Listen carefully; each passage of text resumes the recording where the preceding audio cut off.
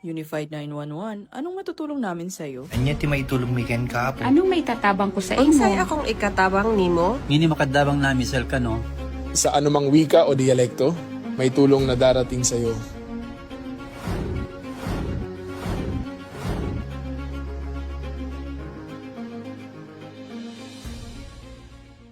Lilingkod sa bawat Pilipino at magbibigay ng tamang impormasyon para sa tahimik at maayos na Pilipinas. Police News Network, alagad ng batas, tagapagtaguyod ng balitang pulis, sandigan ng mamamayan, patnubay ng katotohanan. La Campo Crame, maghahatid ng pinakahuling kaganapan at nagbabagang balita. Ito ang PNN Police News Network. At ngayon, ang inyong mga tagapagbalita. Magandang araw, bagong Pilipinas. Ako ang inyong alagad ng batas, tagataguyod ng Balitang Pulis, Patrolwoman Sari Bernales. Maghahatid sa inyo ng tamang balita, kwento ng pulis at serbisyo para sa mamamayan. At ito ang PNP News Online, ang pangunahing balita ng Police News Network. Alagad ng batas, tagataguyod ng Balitang Pulis.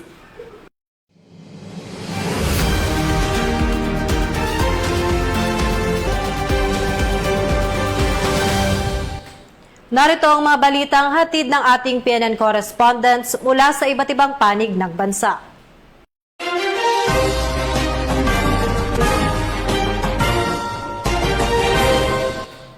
Formal nang binuksan ng Philippine National Police ang off-camp PNP Museum Exhibit sa Fisher Mall sa Quezon Avenue, Quezon City bilang bahagi ng layunin nitong mailapit sa publiko ang kasaysayan, kultura at mga mahalagang ambag ng organisasyon sa pagpapanatili ng kapayapaan at kaayusan.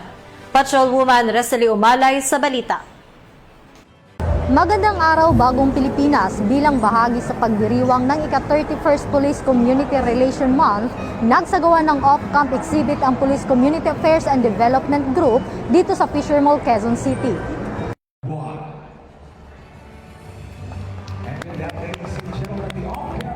Formal nang binuksan ngayong araw, Hulyo 27 taong kasalukuyan, ang isang natatanging off-camp PNP Museum Exhibit sa Fisher Mall, Quezon Avenue sa ilalim ng temang Police Community Affairs Honoring Heritage Through Service. Layunin ng aktibidad na ito na ilapit sa publiko ang kasaysayan ng kapulisan at patatagin ang ugnayan sa komunidad.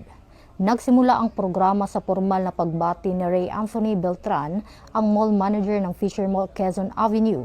Sinundan ito ng pagbabahagi ng mensahe ni Police Brigadier General Vina H. Guzman, ang Director ng Police Community Affairs and Development Group. We would like to extend our sincere gratitude to the Philippine National Police for bringing this remarkable exhibit here in Fisher Mall, Quezon Avenue.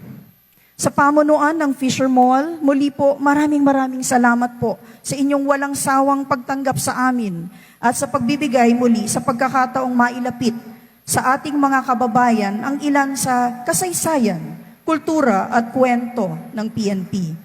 Ipinakilala naman ni Police Brigadier General Marvin Juicy Saro, Deputy Director for Police Community Relation, ang presiding officer ng okasyon na si Police Lieutenant General Bernard M. Banak, ang Deputy Chief PNP for Administration.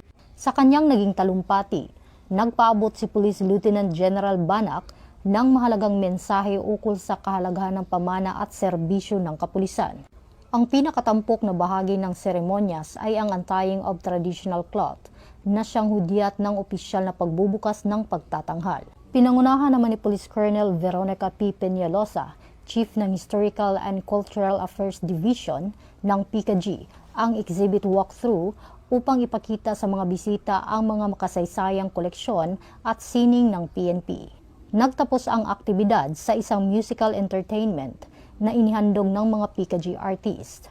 Ang pag-alala sa ating pinagmulan ay hindi paglingon sa nakaraan, kundi pagkuhan ng lakas upang higit pang mapabuti ang ating paglilingkod sa kasalukuyan at sa hinaharap. May it become more than a display of history of the PNP.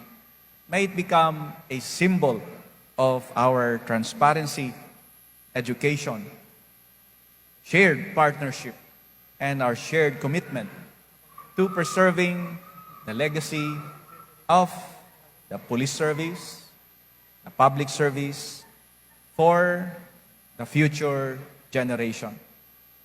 And together, let us continue building stronger partnerships with our communities, preserving the rich heritage of our institution, and inspiring future generations to become active partners in promoting peace, order, and nation building. Mula dito sa Fisher Mall, ako ay inyong PNN correspondent, Patrolwoman Resalie Umalay, nagbabalita para sa Police News Network, alagad ng batas, tagataguyod ng Balitang Pulis. Maraming salamat, Patrolwoman Umalay. Nakahanda ang General Santos City Police Office matapos ipatupad ang full alert status bilang bahagi ng pinaigting na seguridad kaugnay ng SONA 2026 ni Pangulong Ferdinand R. Marcos Jr. Yan ang balitang tinutukan ni Patrolman Edwin Baris. Status ang buong puwersa ng General Santos City Police Office bilang paghahanda sa ikalimang SONA ni Pangulong Ferdinand Marcos Jr. ngayong ika-27 ng Hulyo taong kasalukuyan.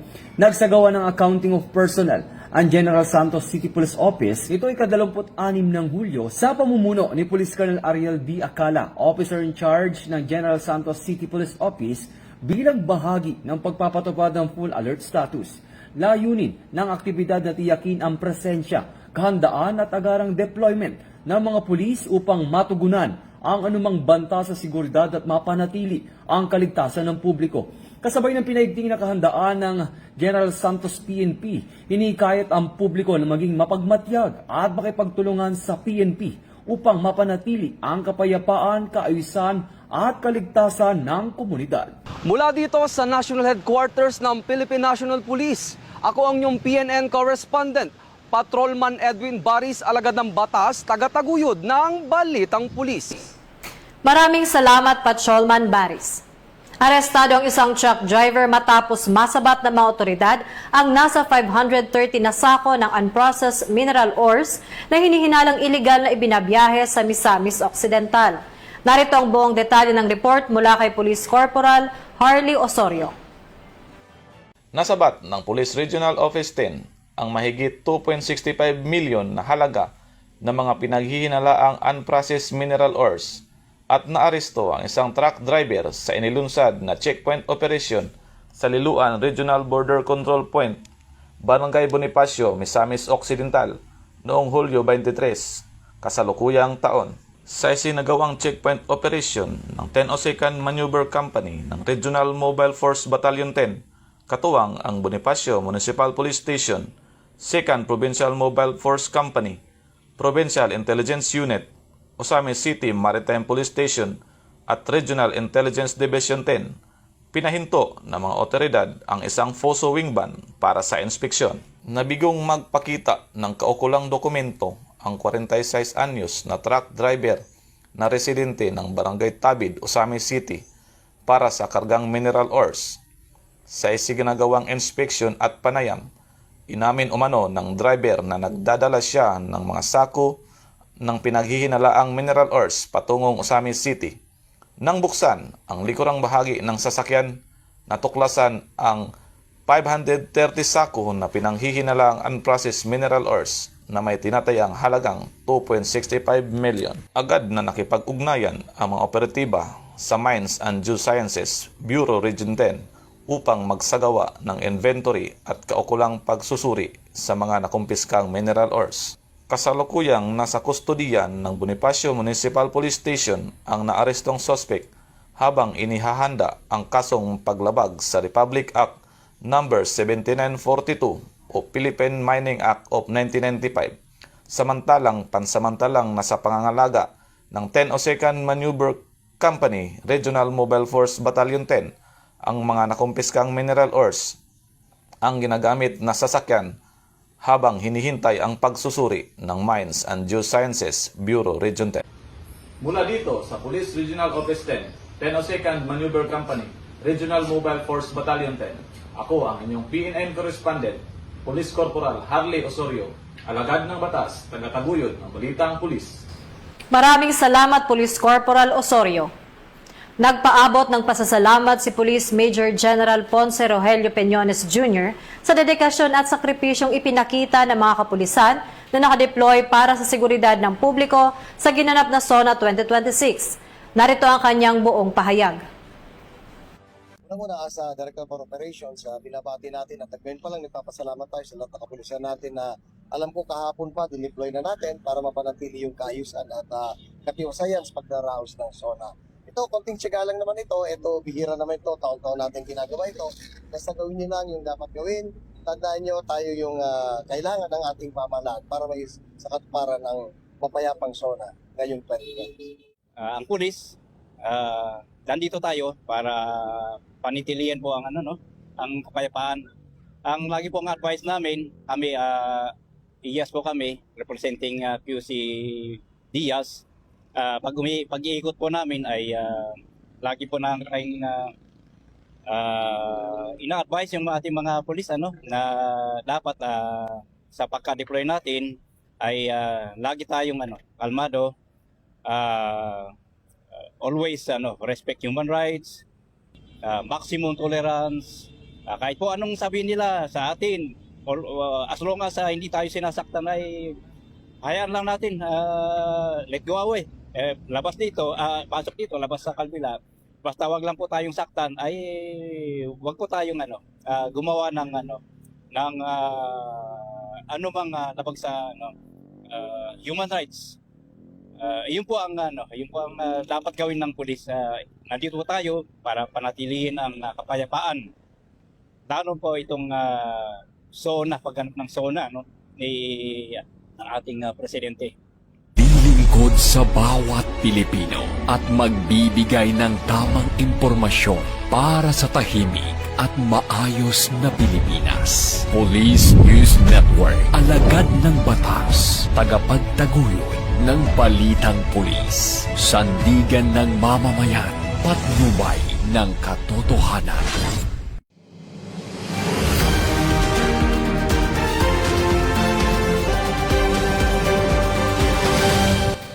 Samantala, nagbigay naman ng pahayag si Chief PNP Police General Jose Melencio Nartates Jr. kaugnay sa naging seguridad at pagpapanatili ng kaayusan sa isinagawang SONA 2026 ni Pangulong Ferdinand Marcos Jr. Ang buong detalye ng report mula kay Police Master Sergeant Mauricio Ruiz. There's no changes. There are 23,000 deployed in Metro Manila right now. And about 13,000, 12,000 are CDM contingents. And nandun na rin yung mga investigators. Kasamaan ay kailanman ay hindi magbabagi. Sir, ano po mensahe nyo sa ating mga kapulisan na katalaga simula pa kaninang madaling araw dito na po sa haba ng batasan saka sa Commonwealth? I take pride to our police personnel, especially our regional director, in fulfilling their commitment at job in maintaining peace and order, especially public safety and peace and order. At ako ay natutuwa at mataas ang kanilang moral, ipagpatuloy lang nila yan at yan talaga ang trabaho ng pulis. Sir, mensahe niyo po sa ating mga kababayan magsasagawa ng kilos protesta patungo dito na nandyan na po sa bandang Pilgoma, sir? Okay, co-coordinate tayo sa LGU, especially they're the one who suggested and or gave the permit for the rally. Kung may permit, at meron namang mga nakasaad na dapat limits ng gagawin nila doon. Okay? At take note na meron tayong batas, meron tayong PP 880, merong RA 9003, Clean Air Act, merong bawal at pwedeng gawin. Chief, kanina ka pa nag-iikot sa mga deployment. Kumusta so far? Kontento ka ba sa latag ng seguridad? Yes, kontento tayo. And nakatutok tayo dyan.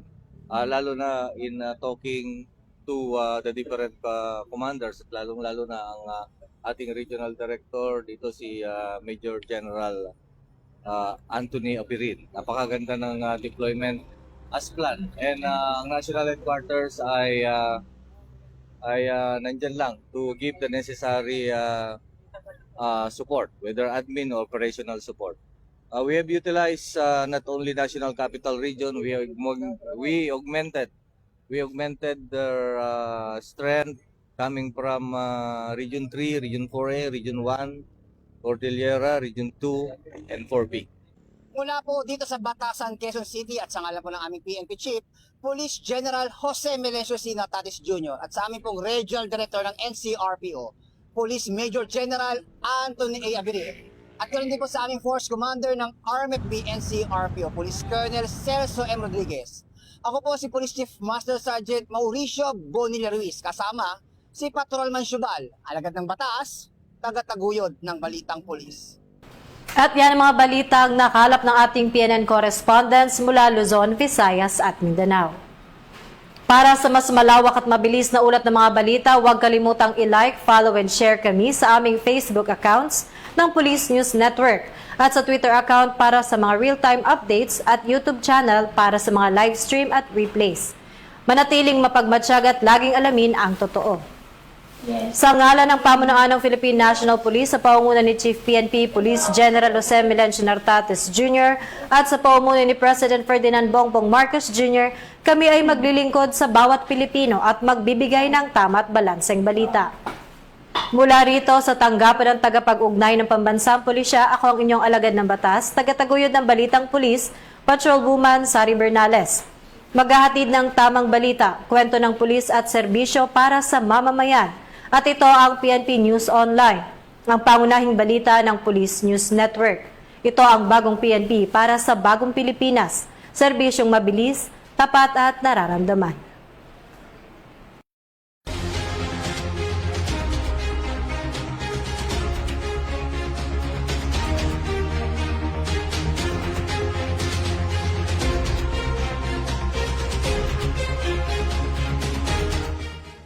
Police News Network, alagad ng batas, tagapagtaguyod ng balitang pulis.